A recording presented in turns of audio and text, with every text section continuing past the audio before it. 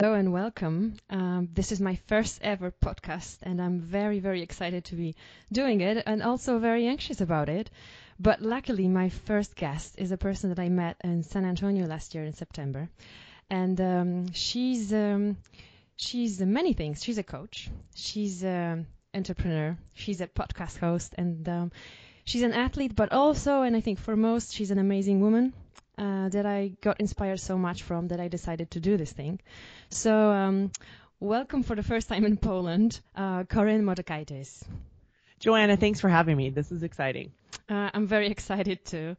The reason I wanted you to be my very first guest is that, as I said before, I got really inspired with what you do with your podcasting. So is there any chance you could tell a little bit more to Polish listeners how it started and how it became so big? Well, when it first started, because it originally was a radio show. I mean, this is before podcasting really was a thing. I did have, I think, an iTunes feed, but it was a local radio station, and I had no radio experience, but I just had this quest because I really felt like I was messing up my life and my family's life because I was trying to figure out how to, I was in that pursuit of life balance, which I no longer believe. But so I was looking for questions, and I had to do live radio, and my big concern was, how will we fill the air in my show? My show at the time was only 30 minutes. Well, now I say only 30 minutes. Back then it was like, oh my gosh, how am I going to fill 30 minutes? I know what you mean. Yeah. So I just thought about who were the people that I could have, and who was the first person who I felt comfortable and safe with, which is interesting with the whole Daring Greatly, the support seats. Yeah. But then who could also talk and fill up a lot of time, and who was also, she was a mompreneur, because at that time I was kind of interested in that angle. And so that's what happened. And so we filled up that 30 minutes and I just went from there. And I record all my shows ahead of time. And so last week I was doing some show, and we had a ton of technical issues. So I had to go back and edit, and that's the beauty of doing recording. We could start and stop it.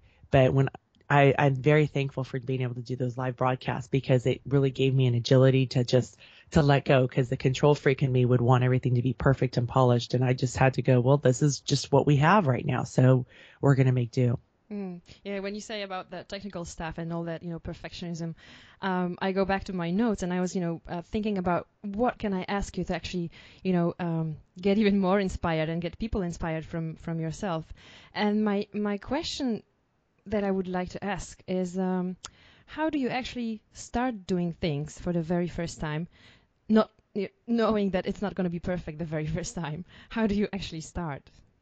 Well, I think a deadline, I don't do anything without a deadline. Prior to my show, I loved to go to bookstores. They were my favorite place, because it really represented hope and possibility for me of what I could change. It was like, if I just learn this, then I can change my life. But I'd buy the books, and they would sit by they still do. I have tons of books that are laying around, but they don't really get opened unless I have a deadline. And so I find having a deadline. So when I finally, because the idea was kind of presented to me to pitch the show, and there was a voice in the back of my head like, who the hell am I? I have no radio experience. I don't even like talk radio. But then when there was kind of some pressure of you need to do this, the deadline's coming, and here's the thing, scarcity. There are other people that are going to be, presenting a show like yours. So then that was the catalyst for me. So for me, I think, how to start when you're in doubt is make yourself accountable in some manner. So, I'm not a big fan. I'm a pretty private person. And so I'm not a big fan of making public declarations on Facebook, but because that doesn't work for me. But for me, when I, pitched the show, and then I said, and it was great because I pitched it, I had to list who were my guests, and they wanted something that was going to be long lasting, right? So I had to think about okay, who would be the guests that I would ask? And I think I remember wrote 6 or 8 names, and probably only 2 or 3 actually ever came on my show. And then other people, I did, it's so interesting because it really lines up, and this is before I ever knew about, the Daring Way, but I shared it with people who had earned the right to hear it. So I had this group of friends who were just really excited for me. I mean, they were the biggest supporters. They were telling everybody Koren's having a radio show. Then they would find guests for me or introduce me to people. And it all started locally. I didn't think, oh my gosh, I'm going to be able to interview Brene Brown, because back in 2006, I didn't know Brene Brown. Mm. You know, the biggest person in my mind was like Martha Beck, and you know, she was on my show by April of 2007. So I started in October of 2006. So in a relatively short time. But that wasn't like, she wasn't on my original list of 6 people. I didn't think that was possible. Mm-hmm. So, you know, I think, how do you get started when you're in doubt? We all have doubt. Like, and that's the big thing. But do we want to sit, like I always say, do we want to pitch a tent, build a campfire, and invite people to say, oh yes, I have doubts. It's never possible for me. I'm really good at that. I'm very good at story. So for me, like, but one of the things that is, I keep my commitments. Mm-hmm. My 15-year-old was very happy to remind me of that this morning. And then, you know, I last month I had a Dare Greatly. I was giving a talk, and oh my gosh, Joanna, I was like, it was going to be way too vulnerable. I didn't want to do it. And then I was interviewing Todd Kashdan, and I was so anxious, and I just kept going, maybe he's going to email me and cancel, or maybe he'll email me and ask to postpone. Won't that be great? Right. Yeah. And I showed up to the interview, and I was like, I was very anxious, and I did this show. And then afterwards he goes, that was really good. You know, you did such a great job. And I do a lot of interviews, and you did a great job. And thank you so much. You asked interesting questions. And I told him, I said, you know, well, I was really anxious, and I was actually hoping that you would have canceled on me. And he goes, but that's probably why, because he writes about the dark side of the upside. No, the upside of the dark side. Yeah. And he said, that's probably why you're so good. Because I took that anxiety and I fueled it to serve me. Right. Oh, wow. A lot of times we take those doubt or anxiety or fear or shame, and we wind up cloaking ourselves in it and sitting there and having a pity party. But if we can say, okay, I have shame, how can I move through it? That's going to be something different, and that's going to make us stronger and more resilient. Mm-hmm. So, wow. When you mentioned all the doubts, and I didn't hear inner critic, but I suppose, just correct me if I'm wrong, there's a part of it also, like the inner critic saying, oh, you cannot do it. As you said, you've never had experience with radio. And so I was wondering how you actually manage those guys, like critic section. Well, so, you know, I think for me, like, my path had to be live radio, because like I have another podcast that I've been saying that I was going to start for 2 years. Well, it's a podcast. It's on my own timetable. It still hasn't started. Right. I got a little bit, but I haven't shipped it. So I think for me, having that deadline, I work with deadlines. It's like, give me a deadline and I'll get it done. Because one of my big values is to persevere. And I follow through on my commitments. Like, I want to quit. I really do. And the day before I interviewed Todd, I was like going to quit everything, because it was something that I so wanted, whether it was to interview him or give this talk that I was giving, but it was so scary, and I just didn't want to step into the arena. And when you say scary, what exactly do you mean? What are you scared of? Oh, I'm a fraud. Who the hell do I think I am going to give this talk? Yeah. Why should I be interviewing Todd? And it was so funny, because when I interviewed him, then he started realizing who's been on my show: Brene Brown, Carol Dweck, Kristen Neff. He's like, ooh, there was a voice in him that said, I am not worthy to be on the show. Right. So we all have that piece. It's just sometimes that shame voice is so much louder that it drowns out the reality that the common humanity piece, that we all have this. We all have doubts. Yeah. And we all have greatness. Yeah, when you mentioned Kristen Neff, I just straight back went to the common humanity thing, and I just attended a Daring Way training last week again. And side story, I was, while I was doing it, I thought, oh my God, why am I doing this again? It's such a hard work, but it's so, it's a great work. But we're going to move on to that one. I just wanted to mention that the common humanity thing is just something that, I just realized again during this training that we all have doubts and we all have inner critics. It's not just me. So it was such a relief to actually hear that. And for the listeners out there that go, common humanity, what does that mean? These are things that we all experience. Some people may not experience in certain parts of their life where they feel really grounded. It's the areas that we don't feel as comfortable in our lives that are our triggers, right? So that's something to think about. But we all have this, am I not good enough? And maybe it could be in a relationship. It can be as a parent. It can be in the workplace. It can be socially with friends. It could be in family. But we all have that voice. It's just what part of your life do you have that voice? Yeah. Yeah. And another thing is that helps me to actually overcome the doubts that I have is the Carol Dweck's growth mindset. Mm-hmm. And the funny thing is that I used to think of myself as a growth mindset, but once I read that book, I just realized, you're more of a fixed mindset, and it stopped me from so many things. Mm-hmm. Yeah. Yeah, well, and Carol Dweck, I mean, I've had her on my show a few times, and she said that we're not all either growth or fixed, right? And there's different parts of ourselves. There's parts of ourselves that we can really step into that growth mindset, and that's especially for swimming for me is that area, because I could break that rules of, I grew up with the belief that you have to be perfect, right? Do it perfect, never make mistakes.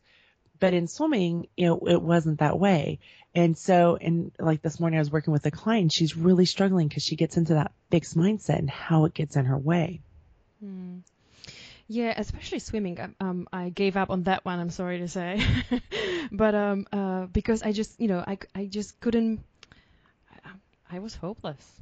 And probably I didn't have enough. I wasn't lucky enough to meet a person like yourself to actually, get me through the hard time. But that's why I'm saying that I left so many things behind because I was afraid I'm not good enough in those. So I'm going back to those now.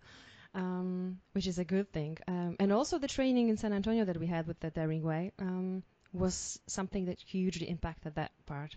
And I was wondering what impact did it have on yourself, on you? I really liked that.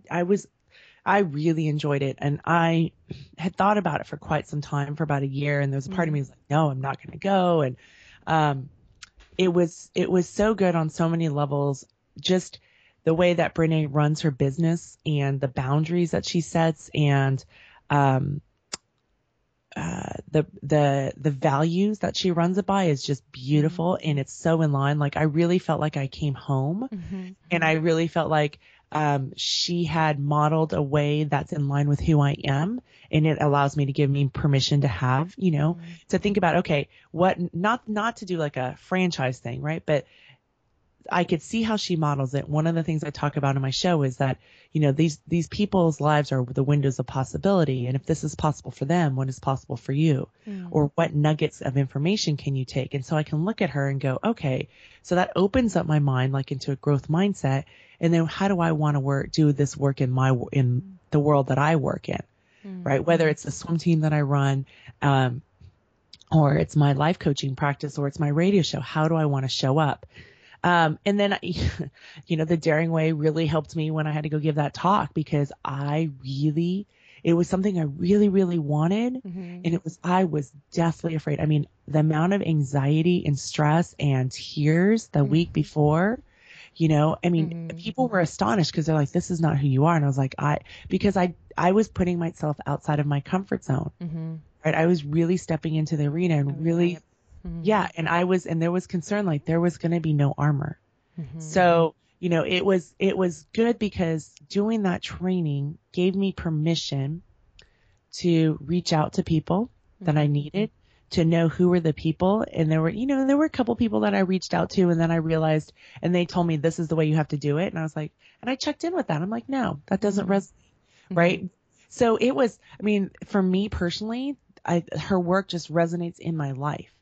And because I would have been, no, I've got to do it alone. What's wrong with me? You should be able to do this. Instead, I just felt all my stuff, and I even, said, I really just want to quit everything today. But that's not who I am. Right. So what do I need to do? Because I seriously was like, can somebody else go get that? I was ready. No, I wasn't ready. I dreamt of calling the conference organizer and saying, I can't make it. Right. Wow. Yeah. And I was passionately dreaming that. But at the same time, I knew I wouldn't do that because that's not in line with my values and who I am. Right? Yeah. Yeah.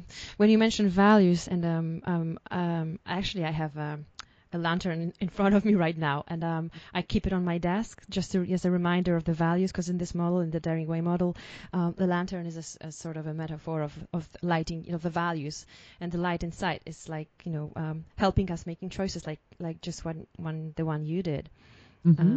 Yeah, because probably stepping out of the arena wouldn't be aligned with your values.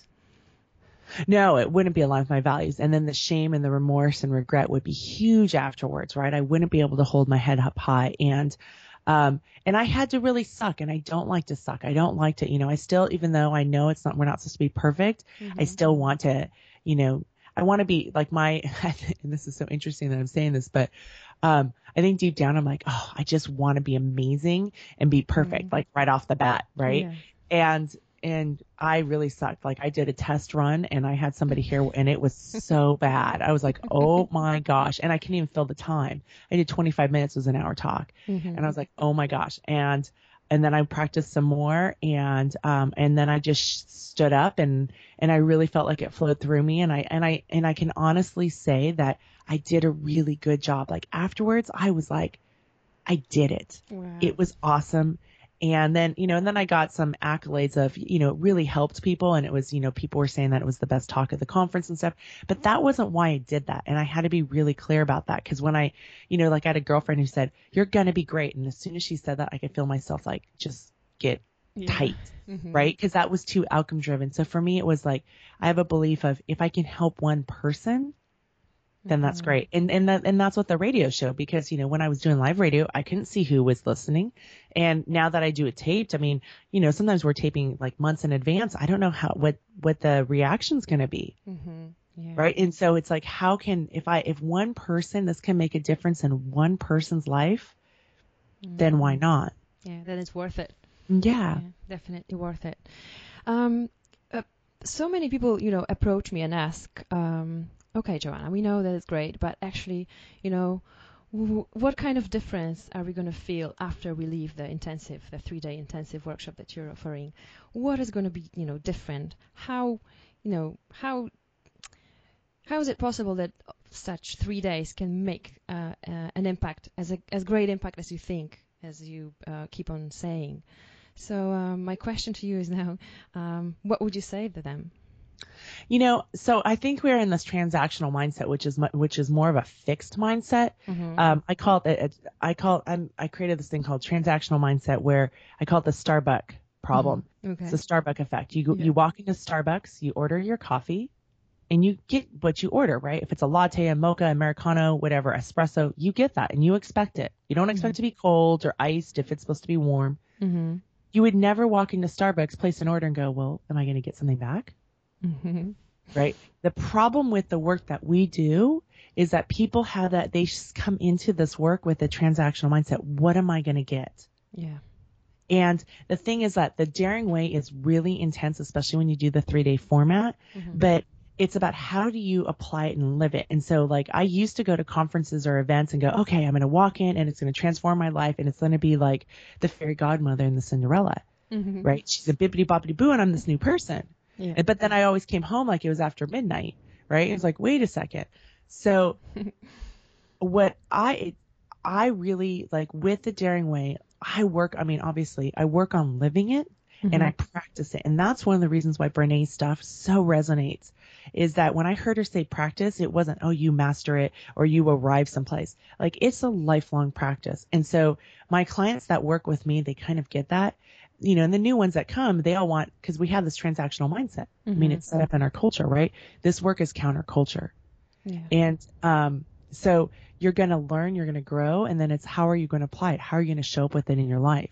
The beautiful thing, the one thing that people will get is language and possibly insight. Like when we did the training, one of the things that I just all of a sudden got in one of the moments was how shame is personal. Right? You can give somebody a compliment like, wow, you are so beautiful or you are so striking, and that can trigger shame. I would never have thought that because it's like, that's a positive thing, right? But that could trigger shame. And so that taught me more empathy. So there were many things, and some of the stuff was not that I learned it, but it's like you have to hear it over and over again, to really kind of get it more and deeper into your bones. Oh, yes, definitely. Because, in our mind, we just get it in the mind, but in getting it in your heart and your bones, it's just so much more complicated. And when you mentioned the transactional mindset, I just went back straight to I provided a 2-day workshop in December last year. And I got back to those people, asking them, it's been a while since we did the training, since we did, you attended the workshop. So, how's life? How's your courage? How's your daring greatly thing? And I keep on getting emails saying that, it's different. It's different than I thought. After the 2-day thing, they were like a little bit like you said, oh, it's going to be different now. It's going to be different now. And they were expecting something happened like, not inside them, but outside of them. Mm-hmm. And after a while, they realized that as you said, it's a practice. It's, a constant set of choices that we make every single day. And they said that the biggest impact has, reached them or got to them like 2, 3, 4 weeks after the workshop, actually.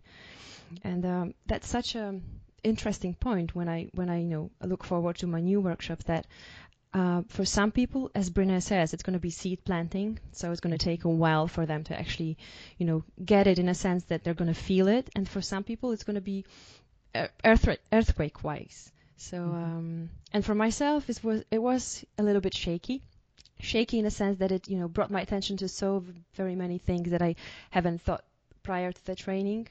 But in some cases, it was just seed planting, and I just realized right now that it has, that effect that it had. So I was wondering, which was closer to yourself, to you, the seed planting or the earthquake? That's a good question. I think I had a bit of both. Mm-hmm. Because there were just things that were like, whoa. But I also I managed my expectations going there. I wasn't expecting huge transformations walking in. And I think that's always good, because I think because I can have this pretty grandiose expectation of how it's supposed to be. Mm-hmm. Right. And then always never measure up. So I think that part of it was, but there were some, earth like breaking, shattering moments of like, holy moly. Mm-hmm. And then there's just been this, and then there was a lot of seed planting, and there's been flowers blooming since then. Yeah. Yeah. I just had a question in my head and it just left. Oh. That happens. That happens. That so happens. Oh yeah, there it is. I know you're a leader as well. And so my next question is, do you think it affected your leadership skills as well? It did. And it's again, one thing to understand something intellectually, it's another thing to put it into practice. And I practice this in every aspect of my life. And I have my old ways of being that are more than happy to come out. And then I circle back mm-hmm. and I try to practice this way, because this is what really rings true for me, and it feels better. It doesn't have the regret and remorse of my old ways. So I do bring this out in the leadership. And I think part of it was there anyways, because that's why, it felt like going home when I did the training. Mm-hmm. And how can I be? Because I'm a leader, of a fairly large organization of people. Mm-hmm. And then, I have a staff that I lead too. So I have different roles that I play. So it's just something that I'm conscientious to. Mm-hmm. And how do I hold space for the people and the different aspects of the job that I do? Yeah. I want to go back to the leadership thing again for a second, because Brynne says that leadership is very much like what vulnerability is, and she says it's emotional exposure, it's risk taking, and the third thing that I just forgot right now, uncertainty, yeah, dealing with uncertainty. And when I saw her, saying that, I just realized that, oh my gosh, this is exactly what leaders that I deal with sometimes, and managers and senior level have to deal with, like, saying to people difficult stuff and being authentic when doing that. And I just want to have, as probably one of our last questions, your perspective on authenticity in leadership. So I hate all those things: uncertainty, emotional exposure, and, risk. Don't like them. Yeah. And, I like to know, I was like the queen of certainty. Mm-hmm. And I've worked through that, and I noticed that when I get more vulnerable, I really want that queen of certainty come back. I think authenticity is really important. And that's where you give yourself permission. And this is where I constantly have to do is give myself permission to be me and not who I think I'm supposed to be. because then that's not really effective leadership, because then I'm just putting on a mask. And the strongest piece that I have in all aspects of my profession, whether it's my radio show, my life coaching practice, or, leading this nonprofit organization, is the ability to connect with other people. Mm-hmm. And I think that's what makes me a great interviewer that I am, is that I can connect. Mm-hmm. But I have to be in a place that's authentic, because if I'm hustling for worthiness, I'm not going to connect, because I'm probably going to be really clingy and not allow myself to show up. Mm. And then somebody else is going to be like, ooh, she's really clingy and I don't want to be a part of this. Yeah. Yeah. Because people feel that, don't they? Mm-hmm. Oh, yeah. Mm. I just read an interview yesterday with Pharrell Williams, and there was a piece when he said that he was, trying to be somebody else, somebody he's not, like, doing things that other artists were doing. And he got his first record that was a failure. And then he realized, as long as I'm trying to be somebody else, people are going to feel it, and I'm not going to succeed. So he, switched gears, and he turned into himself and searched for what he loved. And that's how the song Happy came up. And I read it and I thought, exactly. As long as you are being yourself, you're going to be successful in whatever you do. Successful meaning like happy and in service of others, and not only power and money thing, but just being true to yourself is something that will help you succeed in every area of your life. I think that's an important reminder for your listeners. Mm. Well, it's been 33 minutes, and that's as far as I can go right now for my very first podcast. Thank you so much. Yes. Thank you so much, and I appreciate your time. And hopefully I'm going to see you in like 5 years of this podcasting, maybe. There you go. And, thank you for having me. It's been an honor, and it's been fun to connect with you again. So thank you so much. Thank you. Bye-bye. Bye-bye.